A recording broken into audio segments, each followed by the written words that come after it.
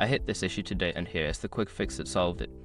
If your Uber Eats account is suspended, don't worry, there are steps you can take to unlock your features and get back to ordering. Step 1. Check your email. Look for any communication from Uber Eats regarding your account suspension. They usually send an email explaining the reason for the suspension. Step 2. Review the suspension reason. Understand why your account was suspended. Common reasons include payment issues or violations of terms. This will help you know what to address. Step 3. Update your payment information. If the suspension is due to payment issues, log into your account and update your payment method. Make sure your card is valid and has sufficient funds. Step 4. Contact customer support. If you believe the suspension is a mistake or if you've resolved the issue, reach out to Uber Eats support through the app or website. Provide any necessary documentation. Step 5. Wait for confirmation.